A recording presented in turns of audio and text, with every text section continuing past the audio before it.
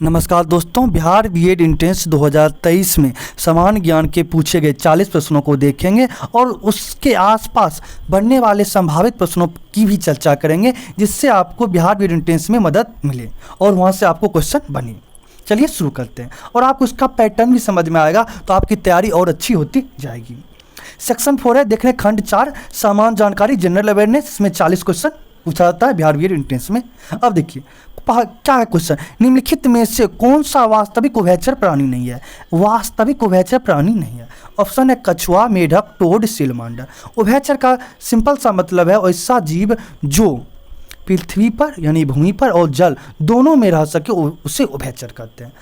अब लेकिन यहाँ पे कह रहा है वास्तविक उभयचर, तो दोस्तों इसका सही आंसर होगा वास्तविक उभयचर में कछुआ नहीं हुआ। क्यों? कछुआ आता है आपका सरीसृप में, तो यहाँ से आपका अब देखिए नॉलेज बढ़ेगा। सरीसृप, तो कछुआ किस में आएगा? सरीसृप। मेढक, टोड, सेलमांडर, ये तीनों क्या है? वास्तविक उभयचर। और देखिए अगर आपसे पूछ दे कि कौन सरीसृप है तो कुछ सरीसृप का नाम जान ले। सांप हो गया जो रेंगता है, छिपकली, ये सभी सरीसृप है। देखिए यहाँ पे हम लिख भी दे रहे हैं सरीसृप, डायनासोर, ये सभी सरीसृप का उदाहरण है। चलिए अब अगले प्रश्न की तरफ आगे बढ़ते हैं। अगला देखिए 57 नंबर, ये क्वेश्चन कॉमन सेंस का था। कह रहा है कि क्वेश्चन है किसी गैस को द्रव में बदलने के लिए निम्नलिखित में से कौन सी स्थिति सबसे अनुकूल है? कोई गैस है, उसको द्रव में बदलना है। अब देखिए गैस है, द्रव में बदलना। अब घर में गैस सिलेंडर है, देखते कितना प्रेशर होता है उसमें, उच्च दाब, सिलेंडर का उच्च दाब होता है, तभी तो अगर आप उसको थोड़ा सा नहीं हटाते हैं तो उस गैस निकलता। तो बहुत दबाव करके उच्च दाब पे गैस को जमा किया गया तो वो द्रव अवस्था में होता है। उच्च दाब होगा, अब गैस को अगर गर्म कीजिएगा तो और फैलेगा। क्या करना है? तापमान कम रखना है, तब वो गैस द्रव में बदलेगा। यानी उच्च दाब कम तापमान, कम तापमान, इसलिए इसका भी आंसर होगा ए, उच्च दाब कम तापमान। किसी गैस को द्रव में बदलने के लिए निम्नलिखित में से कौन सी स्थिति सबसे अनुकूल है? उच्च दबाव कम तापमान। 58 नंबर क्वेश्चन है, कौन सा नियम सूर्य के चारों ओर ग्रहों की कक्षा का वर्णन करता है? तो केपलर महोदय का जो पहला नियम है वो बताता है कि सूर्य के चारों ओर ग्रहों की कक्षाओं का वर्णन करता है। ये केपलर का फर्स्ट नियम है, बोलता है कि सूर्य के चारों ओर ग्रह चक्कर लगाते हैं। अब देखिए आपका है 59 क्वेश्चन, किस प्रकार का तत्व उष्मा और विद्युत का कुचालक होता है? यानी जिसके एक छोर से दूसरे छोर उष्मा और करंट नहीं जाए। अब बताइए, ऑप्शन है धातु, गैर धातु, गैस, डी है इनमें से कोई नहीं। कह रहा कौन कुचालक है? आपको दोस्तों पता ही है, धातु। धातु में जैसे दाब का धातु हो गया सोना, लोहा, एल्युमिनियम, तांबा, ये सभी धातु क्या उष्मा और विद्युत का सुचालक होता है। गैर धातु का मतलब ही हो गया गैर मतलब नहीं, गैर धातु है, गैस है, और डी ऑप्शन है इनमें से कोई नहीं। तो अब देखिए गैर धातु का मतलब हो गया कि जो धातु नहीं है। सी ऑप्शन है गैस, गैर धातु में ही गैस आ जाता है और धातु में भी गैस आ जाता है, इसलिए इसका बी ऑप्शन सबसे सटीक होगा, गैर धातु, क्योंकि गैर धातु में आपका गैस भी आता है। अगला क्वेश्चन है, परमाणु कक्षकों में इलेक्ट्रॉन के वितरण को क्या कहते हैं? इलेक्ट्रॉनिक कर्म, इलेक्ट्रॉनिक वितरण, इलेक्ट्रॉन फाइलिंग, इलेक्ट्रॉनिक कॉन्फ़िगरेशन। आपको पता ही है, इसका सही आंसर होगा इलेक्ट्रॉनिक कॉन्फ़िगरेशन। जो परमाणु का प्रथम कक्षा, दूसरा कक्षा, तीसरा कक्षा, उसमें इलेक्ट्रॉन कैसे भरे जाएंगे, इसी को कहते हैं इलेक्ट्रॉनिक कॉन्फ़िगरेशन। अब देखिए 61 नंबर क्वेश्चन आपके लिए काफ़ी इंपॉर्टेंट होने जा रहा है, क्योंकि इससे हम आपको 4-5 प्रश्न डिस्कस करेंगे कम से कम। आइए देखते हैं, और ये आपके एग्जाम में पूछे जाने की संभावना हमेशा रहेगी। निम्नलिखित में से कौन सा जेसी बोस जान लें किनको कहते हैं? जगदीश चंद्र बोस को। जगदीश चंद्र बोस को कहते हैं जेसी बोस, बंगाल के थे, का आविष्कार है। सिंपल सा क्वेश्चन है, इनमें से कौन जगदीश चंद्र बोस का आविष्कार? इलेक्ट्रॉन की खोज किसने किया? इलेक्ट्रॉन का खोज किए थे जे थॉमसन साहब, जे थॉमसन। इलेक्ट्रॉन का खोज किसने किया? J Thomson. अगर आपसे प्रोटॉन का पूछ ले तो गोल्डस्टीन, लगे हाथ क्या याद ध्यान रखेंगे? गोल्डस्टीन। अगर आपसे पूछ ले कि नाभिक का खोज किसने किया तो रदरफोर्ड। नाभिक का खोज किसने किया? रदरफोर्ड, ध्यान रखेंगे दोस्तों। अब बी ऑप्शन है प्रकाश का तरंग दैर्घ्य सिद्धांत, तो प्रकाश का तरंग दैर्घ्य सिद्धांत दिए थे ह्यूजेंस, ध्यान रखिएगा, बहुत इंपॉर्टेंट क्वेश्चन है। प्रकाश के तरंग दैर्घ्य सिद्धांत का खोज किसने किया था? ये ह्यूजेंस।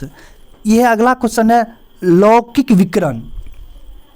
अगला क्वेश्चन है दोस्तों लौकिक विकिरण जिसको कहते हैं कॉस्मिक रेडिएशन। तो कॉस्मिक रेडिएशन का खोज किए थे विक्टर हेस। विक्टर हेस। अब आप लोगों को पता चल ही गया होगा जो अगला डी ऑप्शन है अल्ट्रा शॉर्ट रेडियो तरंगे, जिसको अल्ट्रा शॉर्ट रेडियो वेव कहते हैं। अल्ट्रा मतलब हो गया बहुत, शॉर्ट मतलब छोटा, बहुत छोटा रेडियो वेव का खोज कौन किए थे? जेसी बोस।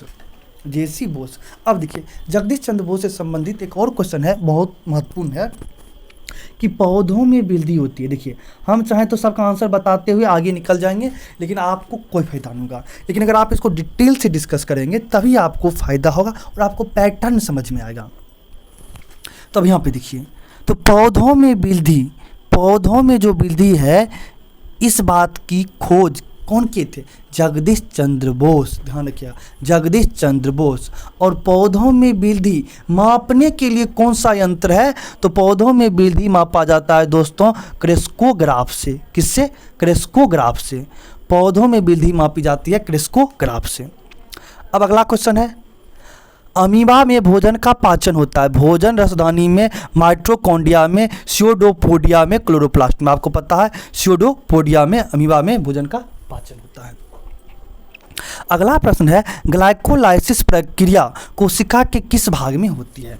तो यहाँ पर आप सिंपल सा समझिए। देखिए ये हमने बना दिया दोस्तों कोशिका, ये कोशिका में आ गया केंद्रक। क्या आ गया? कोशिका में केंद्रक है। तो यहाँ भी कुछ द्रव मात्रा पाया जाता है।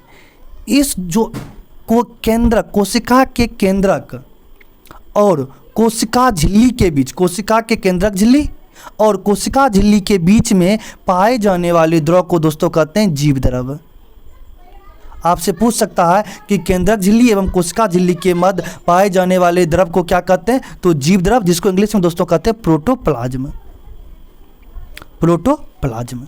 अब देखिए केंद्रक और जीव द्रव के सम्मिलित रूप को कहते हैं कोशिका द्रव। कोशिका द्रव। अब प्रश्न है कि ग्लाइकोलाइसिस प्रक्रिया कोशिका के किस भाग में होता है? तो ग्लाइकोलाइसिस की प्रक्रिया कोशिका के आपको साइटोप्लाज्म में होता है, जिसको कोशिका द्रव भी कहते हैं। तो ध्यान रखिएगा कोशिका द्रव में होती है। 64 नंबर क्वेश्चन है निम्न में से कौन सा जीव त्वचा से सांस लेता है? ऑप्शन है सांप, केचुआ, बंदर, इंसान। इंसान तो नहीं लेता है, बंदर भी नाक से लेता है, इंसान भी सांप नाक से लेता है। तो इसमें आप ध्यान रखेंगे मेढक और केचुआ। मेढक और केचुआ, जो सांप का खोल होता है उस केचुआ की बात नहीं कर रहे हैं। यहाँ पे देखिए अर्थवर्म जो मिट्टी का पोषक तत्व बढ़ाता है उस केचुआ का बात कर रहे हैं। तो कौन सा जीव त्वचा सांस लेता है? ध्यान रखिएगा मेढक और केचुआ। मेढक और केचुआ। देखिए अब आपसे बीपीएससी में प्रश्न पूछ सकता है और इस तरह के प्रश्न बीपीएससी में पूछे जा चुके हैं, चाहे बीपीएससी का जिसमें सीडीपीओ, बीडीओ, एसडीओ की बहाली होती है उसके पीटी एग्जाम में, या बीपीएससी ट्री में। एक क्वेश्चन हमको याद आ गया, पूछा था कि कौन सा जीव त्वचा से सांस लेता है? दोनों ऑप्शन दे दिया था, केचुआ और मेढक। तो दोनों ऑप्शन को लेके एक से अधिक टिक करना था। अगला प्रश्न है परितंत्र के अजैविक घटक कौन सा है? परितंत्र हमारा आसपास का चीज हो गया, वो एक तरह से पर्यावरण है। पर्यावरण में जैव और अजैव दोनों चीज है। तो अजैविक यानी जो निर्जीव है। अब देखिए मिट्टी, प्रोटीन, कार्बन, उपरोक्त सभी। अब बताइए मिट्टी निर्जीव है, प्रोटीन निर्जीव है, कार्बन निर्जीव है, तो डी ऑप्शन से होगा उपरोक्त सभी। परितंत्र के सभी अजैविक घटक हो गया, मिट्टी, प्रोटीन, कार्बन सभी होगा, इसलिए डी आंसर होगा उपरोक्त सभी। अब जैविक घटक पूछ ले कभी आपसे, तो दोस्तों जैविक घटक में आपका क्या हो जाएगा? जैविक घटक में मनुष्य हो जाएगा, पेड़ पौधा हो जाएगा, जानवर हो जाएगा, ये सभी जैविक घटक कहलाएंगे। अगला प्रश्न है 66 जैविक विविधता के 3 स्तर, the 3 levels of biodiversity are. तो इसका सिंपल सा ध्यान रखेंगे, पहला आएगा अनुवांशिक, दूसरा आएगा प्रजातियां और तीसरा आएगा आपको पारिस्थितिक तंत्र, इकोसिस्टम। तो यहाँ इसका डी ऑप्शन से होगा अनुवांशिक, प्रजातियां और पारिस्थितिक तंत्र, ecosystem, genetic species and ecosystem. अगला देखिए क्वेश्चन, ये भी अच्छा क्वेश्चन है। जब सोडा वाटर की एक बोतल खोली जाती है तो कार्बन डाइऑक्साइड निकल जाती है जिससे एक सीटी उत्पन्न होती है, इसका कारण है। अब देखिए जो ही आप पहले सोचिए, 4 ऑप्शन दिया हुआ है, घटते तापमान पर घुलनशीलता में कमी, बढ़ते तापमान पर घुलनशीलता में कमी, घटते दाब पर घुलनशीलता में कमी, बढ़ते दाब पर घुलनशीलता में कमी। सिंपल सा, जो ही देखिए कि सोडा वाटर है, पेप्सी हो गया, आपका स्प्राइट हो गया, तो ये सभी आपका सोडा वाटर हो गया। अब इसमें आप उसका ढक्कन खोलिए, ढक्कन खुलेगा अच्छा गैस निकलता है ना, अब गैस निकल रहा है, ठीक। यहाँ तो आपको समझ आया सिटी क्यों उत्पन्न हो रहा है उसके बारे में चर्चा करेंगे। अब खुद सोचिए, जो सोडा वाटर का बोतल खुलेगा तो गैस निकलेगा, गैस निकलेगा क्या होगा, तो दाब कम होगा, क्योंकि गैस को आप दबा के रखे हुए थे, अब वो बोतल का ढक्कन खोल दिए तो गैस निकल गया, तो दाब कम होगा। अब दाब कम हो रहा था तो क्या, दाब ज़्यादा था तो वो गैस, कार्बन डाइऑक्साइड गैस वो द्रव में घुला हुआ था, द्रव में घुला हुआ था। अब जो ही आपने ढक्कन खोला वो गैस का घुलनशीलता में कमी आ गया, इसलिए गैस निकल गया, दाब कम हो गया, घुलनशीलता में कमी आ गया, गैस निकल गया। तो सिंपल सा बात हुआ, जब आप सोडा वाटर की बोतल खोल रहे हैं तो क्या होगा, दाब घटेगा, दाब घटेगा तो घुलनशीलता में कमी आएगी, इसलिए सी ऑप्शन होगा, घटते दबाव पर घुलनशीलता में कमी होती है, इसके कारण से सीटी की आवाज़ उत्पन्न होती है।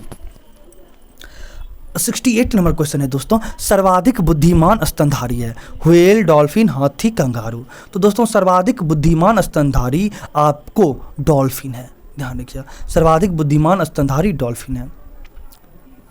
अगला प्रश्न है, कीट विज्ञान वह विज्ञान है जो अध्ययन करती है, देखिए कॉमन सेंस का क्वेश्चन है, कीट विज्ञान वह विज्ञान है जो अध्ययन करता है मनुष्य के व्यवहार का, कीट विज्ञान मनुष्य के व्यवहार का कीजिएगा अध्ययन, नहीं, कीड़े का, बी ऑप्शन सही होगा। अब देखिए सी ऑप्शन, तकनीकी और वैज्ञानिक सत्यों की उत्पत्ति के इतिहास क्यों करेंगे, चट्टानों का गठन का क्यों करेंगे, कीट विज्ञान में कीट के बारे में पढ़ेंगे, तो सिंपल सा बी ऑप्शन कीड़े का। 70 नंबर क्वेश्चन है, कंप्यूटर की गति किस में मापी जाती है। अगर आप लोग मोबाइल यूज करते हैं, कॉमन सेंस आप यूज करें तो क्वेश्चन आसानी से समझ, चलिए बताइए आप लोग, कंप्यूटर की गति किस में मापी जाती है, nano second, kilo second, gigahertz, megabyte. आप लोग हमें ये कमेंट करके बताएंगे, आप लोग को कमेंट करना है कि मोबाइल आप देखिए और ध्यान आप लाइए कि मोबाइल का जो स्पीड आप देखते हैं कि कितना, क्या लिखा रहता है कि मतलब कितना हर्ट्ज का है, अब इतना बता दिए। अब आपको देखना है कि कितना हर्ट्ज का मोबाइल खरीदे हैं, कितना ज़्यादा, जितना ज़्यादा हर्ट्ज होगा उतना ज़्यादा मोबाइल होता है, तो किस में मापते हैं आपको ये बताना है, कमेंट करके हमें बताइए। मोबाइल कंप्यूटर, देखिए अगला क्वेश्चन है, कंप्यूटर में प्रयुक्त होने वाली आईसी चिप किससे बनी होती है, सोना, सिलिकॉन, कॉपर, चांदी। तो दोस्तों सिलिकॉन से बनी होती है, सिलिकॉन क्या, एक प्रकार का अधातु, उपधातु है, सॉरी उपधातु, सिलिकॉन क्या, उपधातु। एक कंप्यूटर सिस्टम में क्या होता है, हार्डवेयर, सॉफ्टवेयर, परिधीय उपकरण, ये सभी। तो डी ऑप्शन सिंपल, हार्डवेयर भी होता है, सॉफ्टवेयर भी होता है, पेरिफेरल डिवाइस भी होता है, इसलिए इसका तीनों ऑप्शन सही है, इसलिए डी ऑप्शन से हुआ ये सभी। अगला प्रश्न देखिए दोस्तों, कॉमन सेंस का है, अर्थव्यवस्था में केंद्रीय समस्या कौन सी है, संसाधनों का आवंटन। अर्थव्यवस्था हो गया कि पूरा जो देश का धन से संबंधित व्यवस्था है उसमें आपको कौन सी समस्या है, मेन संसाधनों का आवंटन कैसे करना, ये भी समस्या है, कहाँ पे ज़्यादा देना है, कहाँ पे कम देना है। अब देखिए गया कि सब जगह बराबर बांटना चाहिए, ये तो दोस्तों कैसे होगा, आप गया ये कैसे आप बोल रहे हैं कि कहीं पे कम कहीं पे ज़्यादा, सबको बराबर देना चाहिए, नहीं, जहाँ पे ज़्यादा गरीबी है वहाँ पे आपको ज़्यादा देना पड़ेगा, क्योंकि वो लोग ज़्यादा पिछड़े हुए हैं। जहाँ पे कम है, जहाँ पे लोग ज़्यादा अच्छे ढंग से रह रहे हैं, अगर वहाँ पे थोड़ा कम भी दिया जाएगा तो चलेगा, लेकिन जहाँ पे भुखमरी का शिकायत है, पीने के लिए पानी नहीं है, आपको वहाँ पे ज़्यादा संसाधन देना ही पड़ेगा। तो संसाधनों का आवंटन एक समस्या है, कैसे देना है, कहाँ पे कितना देना है। संसाधनों का इष्टतम उपयोग, संसाधनों का कितना मैक्सिमम उपयोग किया जाए, ये भी एक बहुत बड़ी समस्या। आर्थिक विकास, ये भी समस्या, कितना संसाधनों का दोहन किया जाए जिससे आर्थिक विकास भी हो और आगे पीढ़ी के लिए बचा भी रहे, तो ये भी समस्या, इसलिए 73 का आंसर हो जाएगा डी, ये सभी। 74 नंबर क्वेश्चन है, चंद्रगुप्त मौर्य के 18 पदाधिकारियों के समूह को कहा जाता था। ऑप्शन है अमात, रज्जुक, मंत्रिपरिषद, तीर्थ। तो तीर्थ कहा जाता था। 75 क्वेश्चन देखिए, ऐसा क्वेश्चन है कि आपको किसी न किसी और एग्जाम में जरूर फायदा आएगा। निम्नलिखित को कालानुक्रम में व्यवस्थित करें। अफगानिस्तान पर सोवियत आक्रमण, चलिए आपको डेट बताते हैं। सोवियत संघ, जिसको रूस भी कहते हैं, तो अफगानिस्तान पर सोवियत संघ का आक्रमण हुआ था दोस्तों 1979 ईस्वी में। बर्लिन की दीवार का गिरना, बर्लिन का दीवार, पहले जर्मनी 2 भागों में बटा हुआ था और एक दीवार से दोनों को विभाजित किया गया था, तो उस दीवार को हटाया गया 1989 ईस्वी में। कब? 1989 में। तीसरा है सोवियत संघ का विघटन। सोवियत संघ का विघटन, सोवियत संघ का विघटन हुआ था दोस्तों 1991 में। रूसी क्रांति हुई थी दोस्तों आपको 1917 में। तो कह रहा है कि इसको व्यवस्थित करना कालानुक्रम में, यानी समय के बढ़ते क्रम। आपको खुद समझ में आ रहा होगा, जो चौथा ऑप्शन है रूसी क्रांति, वो पहले आएगा, कोई दिक्कत। अब 4 के बाद सीधे आपका ध्यान जाएगा 1, अफगानिस्तान पर सोवियत आक्रमण 1979, 1 आ गया। अब आ गया फिर 1989 वाला हो गया, बर्लिन की दीवार का गिरना 2। अब तीसरा आ गया सोवियत संघ का विघटन, तीसरा ऑप्शन। तो इसलिए इसका सही आंसर हो जाएगा दोस्तों 4, यहाँ पे देखिए 4, 1, 2, 3 डी ऑप्शन। अगला प्रश्न है उत्तर वैदिक काल में कौन से देवता को सबसे प्रमुख स्थान प्राप्त हुआ। तो यहाँ पे आपको देखिए एक प्रश्न ध्यान में रखना, उत्तर वैदिक काल है। अगर आपसे दोस्तों ये पूछ ले कि ऋग्वेद काल में किस देवता का सर्वोत्तम स्थान प्राप्त था, तो इंद्रवाहन का, क्योंकि बारिश के देवता थे, उसमें उनका बहुत पूजा होता था ऋग्वैदिक काल में। जब उसका उत्तर वैदिक काल आया तो उसके बाद पूजा होने लगा प्रजापति का। 76 का सही आंसर होगा सी, प्रजापति। व्यवस्था विश्लेषण उपागम किससे प्रतिपादित किया। देखिए उपागम का मतलब ही होता है अप्रोच। हमारा एक जो बीपीएससी ट्री के लिए चैनल है और जो हमारा टेलीग्राम ग्रुप है उसका नाम भी है उपागम एकेडमी। आप टेलीग्राम पर जाएंगे, सर्च करेंगे उपागम एकेडमी, वहाँ से दोस्तों एक आपको एक ग्रुप मिलेगा, उसको ज्वाइन कर लें। वहाँ पे आपको बिहार बीएड एंट्रेंस, साथ ही साथ बीपीएससी टीचर से संबंधित सारी जानकारी अपडेट करती जाएगी। क्वेश्चन जो भी चाहिए वो भी आपको मिल जाएगा। तो आप टेलीग्राम पर जाकर उपागम एकेडमी सर्च कर सकते हैं और वहाँ से ग्रुप ज्वाइन कर सकते हैं। उपागम का मतलब होता है अप्रोच, पढ़ने का कैसा तरीका, कैसा अप्रोच करते हैं, सिंपल सा। तो यहाँ पर पूछ रहा है व्यवस्था विश्लेषण उपागम किसने प्रतिपादित किया। तो व्यवस्था विश्लेषण उपागम दोस्तों प्रतिपादित किए हैं डेविड स्टन, ध्यान रखिएगा। 78 नंबर निम्नलिखित में से कौन बिहार के राज्यपाल हैं। तो उस समय थे राजेंद्र विश्वनाथ आलेलकर और अभी भी हैं राजेंद्र विश्वनाथ आलेलकर। तो करंट का क्वेश्चन अभी भी वर्तमान में है, तो इसलिए इसको ध्यान में रखना है। अगला प्रश्न है कि किस संस्थान ने तंबाकू जहर हमारे ग्रह शीर्षक से रिपोर्ट जारी की है। देखिए दोस्तों इस तरह के प्रश्न, अब ये क्वेश्चन तो पिछले साल का करंट अफेयर है तो इस साल आपको नहीं पूछेगा, लेकिन आप इस तरह के प्रश्नों को जरूर देखें। अब इस प्रश्न को डिस्कस करने से कोई फायदा नहीं है, लेकिन जो कुछ महत्वपूर्ण रिपोर्ट जारी किए जा रहे हैं उसको आप जरूर देखें, उसका हम एक अलग से वीडियो भी बना देंगे। कला साहित्य में नोबेल पुरस्कार पाने वाले पहले भारतीय कौन थे। तो नोबेल पुरस्कार पाने वाले पहले भारतीय साहित्य में जिनको मिला था वो थे रविंद्रनाथ टैगोर, जिनका एनसीएफ 2005 में उन्हीं के विचारों को अधिकांश लिया गया है। एनसीएफ 2005 में नेशनल करिकुलम फ्रेमवर्क 2005।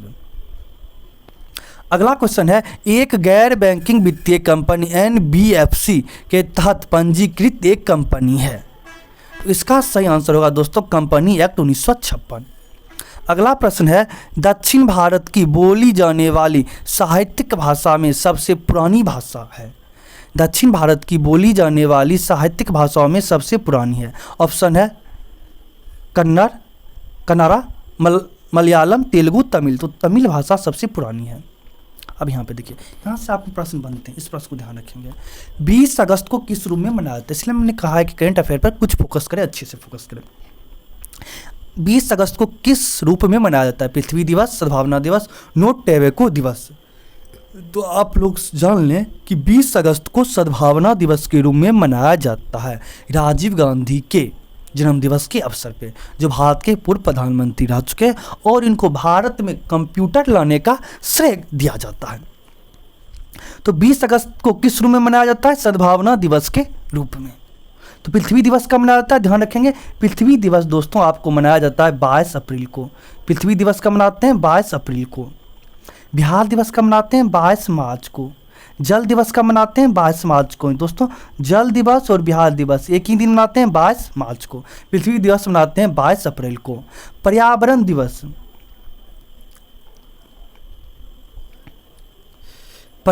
दिवस दोस्तों मनाते हैं 5 जून को। 5 जून को पर्यावरण दिवस मनाते हैं। अगला प्रश्न है किडनी की मूल कार्यात्मक इकाई है। देखिए किडनी का जो मूल क्रियात्मक सबसे छोटी इकाई है, सबसे छोटी जो किडनी का मूल कार्यात्मक इकाई फंक्शनल यूनिट है वो है नेफ्रॉन। क्या है, नेफ्रॉन। जबकि तंत्रिका तंत्र का ध्यान रखिएगा दोस्तों, तंत्रिका तंत्र का सबसे छोटी इकाई क्या है, आपका हो जाएगा न्यूरॉन। तंत्रिका तंत्र का सबसे छोटी इकाई न्यूरॉन। किडनी का सबसे छोटा इकाई यानी मूल कार्यात्मक इकाई है नेफ्रॉन। 85 नंबर क्वेश्चन है चिकनगुनिया का कारण क्या है।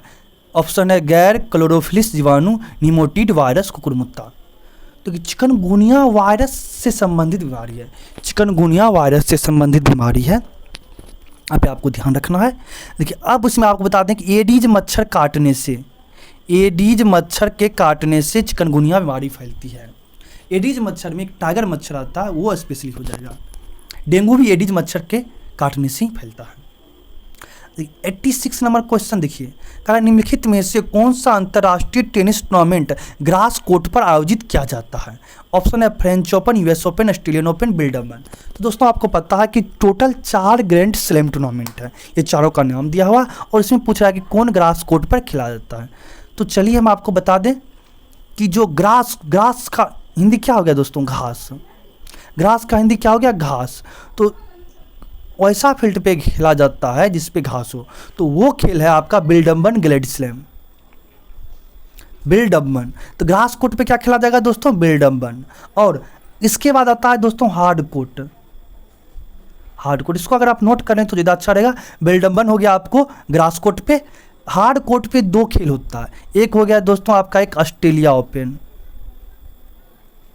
ऑस्ट्रेलिया ओपन, ऑस्ट्रेलियन ओपन या ऑस्ट्रेलिया ओपन जो कहें, और एक आपका हो गया यूएसए ओपन। यूएसए ओपन भी आपको हार्ड कोर्ट पे खेला जाता है। अब मिट्टी पे सिर्फ मिट्टी होगा, घास नहीं होगा, वो होता है उस French tournament, French open. 4 grand slam आपको पता चल गया।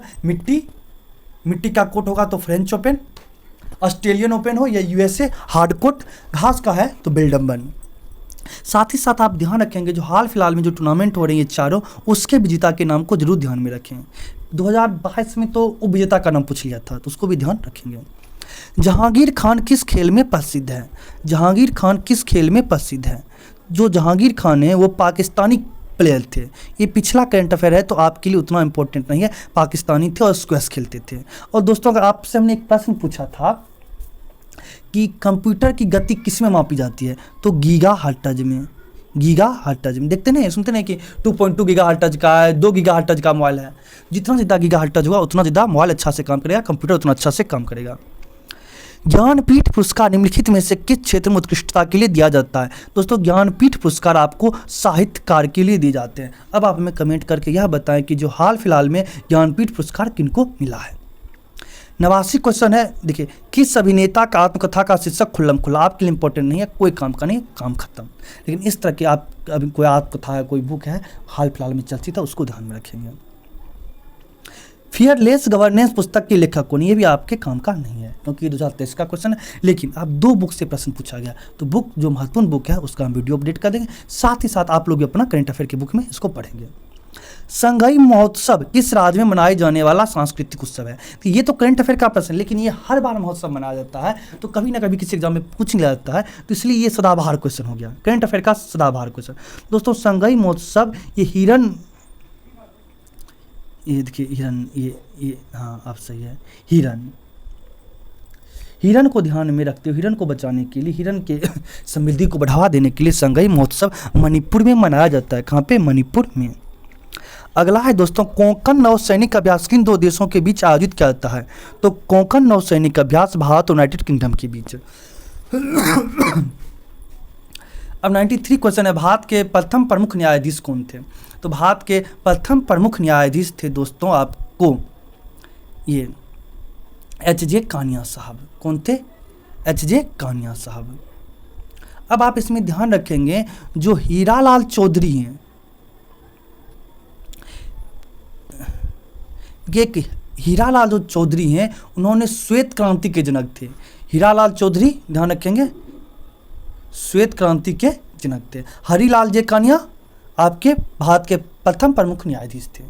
और अभी वर्तमान में आपसे यही पूछा जा सकता है कि भारत में वर्तमान में प्रमुख न्यायाधीश सुप्रीम कोर्ट में कौन है?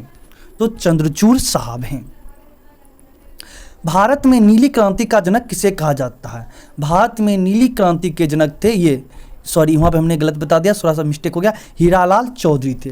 नीली क्रांति के जनक थे हीरालाल चौधरी, जबकि श्वेत क्रांति के जनक थे आपका वर्गीज कुरियन। श्वेत क्रांति दूध से संबंधित है। श्वेत क्रांति दोस्तों दूध से संबंधित है, जिसके जनक हैं वर्गीज कुरियन। जबकि नीली क्रांति मछली से संबंधित है, उसके जनक हैं, नीली क्रांति के जनक भारत में हीरालाल चौधरी। जबकि भारत में हरित क्रांति के जनक हैं स्वामीनाथन।